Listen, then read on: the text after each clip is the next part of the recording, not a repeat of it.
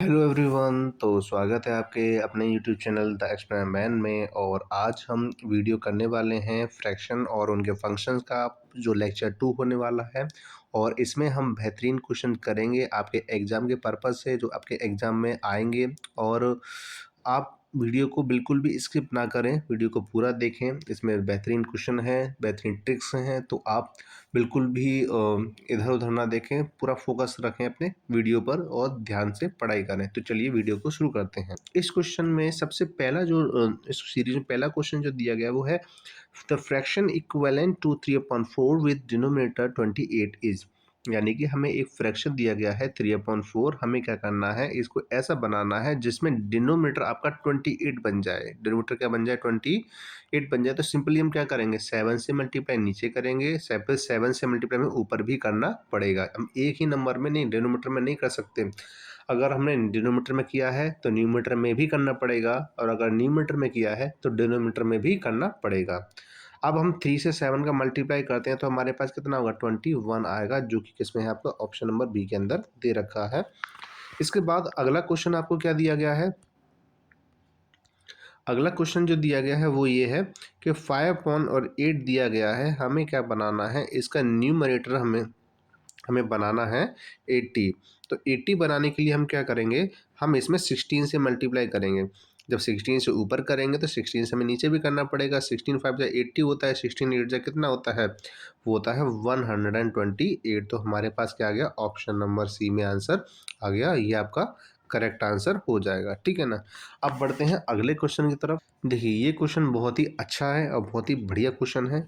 ये अगर आप एक तरीके से देखोगे तो आपको ये बहुत लेंथी लग रहा होगा, लेकिन ये लेंथी ना होकर बहुत ही आसान है। तो सबसे पहले हमें क्या करना है, ये जो फ्रैक्शन हमें दिए गए हैं, ये जो हमें फ्रैक्शन दिए गए, इन सब के फ्रैक्शन के अलग अलग फ्रैक्शन के बीच का डिफरेंस पता करते हैं। जैसे पहला है 3/5। तो 5 और 3 का डिफरेंस कितना है, 2 है। 7 और 8 का डिफरेंस कितना है, 1 है। 11 और 15 का डिफरेंस कितना है, 4 है।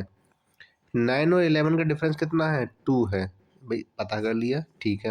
अब हम क्या करते हैं, इनका इनका निकालते हैं एलसीएम। भाई एलसीएम कितना आ जाएगा, सिंपली 4 आ जाएगा। कितना आ जाएगा, 4 आ जाएगा, ठीक है ना। अब इसके बाद क्या करेंगे हम, अब हमें ये सभी नंबर्स 4 बनाने हैं हमें। तो क्या इसमें क्या मल्टीप्लाई करूँ, इसमें मैं कर दूंगा 2 से मल्टीप्लाई। इसमें किससे कर दूंगा, मैं 4 से मल्टीप्लाई कर दूंगा। इसमें किससे कर दूंगा, 1 से कर दूंगा। इसमें किससे कर दूंगा, मैं 2 से मल्टीप्लाई कर दूंगा। तो ये हमारा क्या बन जाएगा, ये भी 4 बन जाएगा, ये भी 4 बन जाएगा, ये भी आपका 4 बन जाएगा, और ये भी आपका 4 बन जाएगा। अब मुझे क्या करना है, पहले फ्रैक्शन में मैं 2 से मल्टीप्लाई करूंगा तो 3 2 जा कितना होता है, 6 होता है। दूसरे फ्रैक्शन में मैं न्यूमरेटर में मैं 4 से मल्टीप्लाई करूंगा, 7 4 जा कितना होता है, 28 होता है। इसके बाद मैं तीसरे में क्या करूँगा, 1 से मल्टीप्लाई करूँगा, 11 1 जा 11 होता है।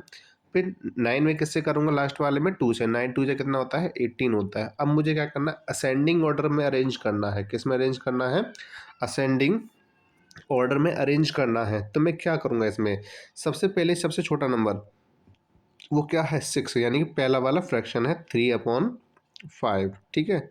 इसके बाद इससे बड़ा 11, 11 कौन सा थर्ड नंबर का है, यानी 11/15 आ गया, ठीक है।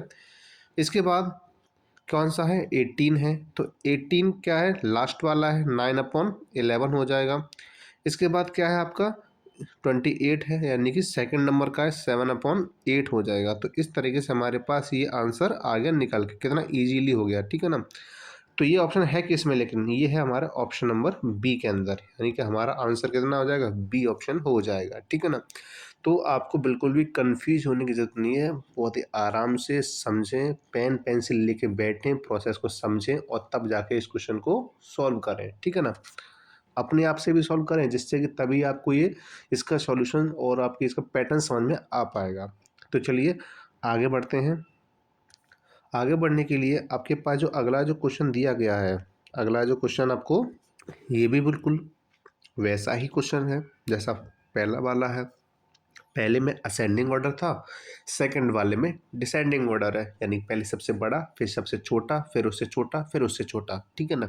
अब आगे भी इसी टाइप के क्वेश्चन है, तो उनमें से मैं एक कराता हूँ जिसके आपको ये, जब मेथड रिपीट होगा तो आपको बेहतर तरीके से समझ में आ जाएगा। जैसे कि आपके स्क्रीन पर क्वेश्चन दिख रहा है, डिसेंडिंग ऑर्डर में करना है हमें इसको डिसेंडिंग ऑर्डर में करना है।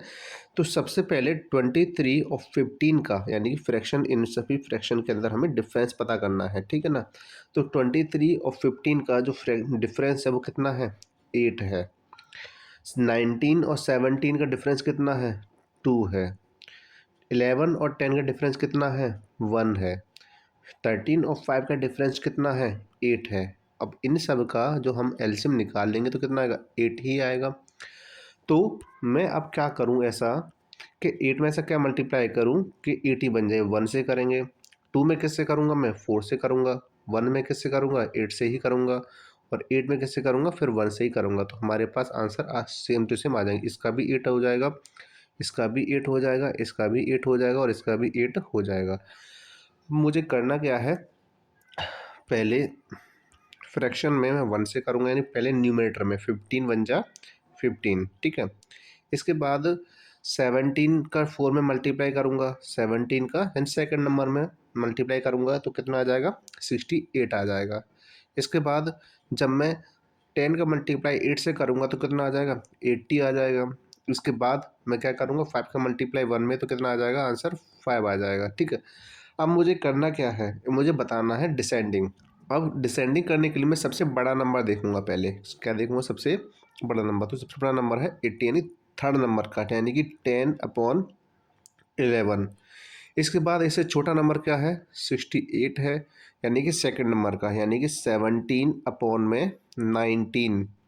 इसके बाद इससे छोटा नंबर कौन सा है, 15 है। तो 15 पहले नंबर का है, यानी कि 15/23। इसके बाद बचा कौन सा, सबसे छोटा नंबर, यानी कि सबसे लास्ट वाला, यानी कि 5/13। क्या इस टाइप का ऑप्शन आपको किसी भी ऑप्शन में आपको दिख रहा है, 10/11, 17/19, 15/23, 5/13, यस, वो है आपके ऑप्शन नंबर ए में, यानी इसका आंसर क्या आ जाएगा, ऑप्शन नंबर ए हो जाएगा, ठीक है ना। तो जहाँ तक मुझे उम्मीद है कि अब आपको क्वेश्चन को सॉल्व करने में कोई भी दिक्कत नहीं रहेगी, और इस क्वेश्चन को आप खुद सॉल्व करिएगा। आपके पास अब 2 क्वेश्चन हो चुके हैं सॉल्व करने के लिए। आप मुझे इनके आंसर्स बताइएगा, कमेंट बॉक्स में ज़रूर बताइएगा। तो अब बढ़ते हैं आगे, ठीक है ना।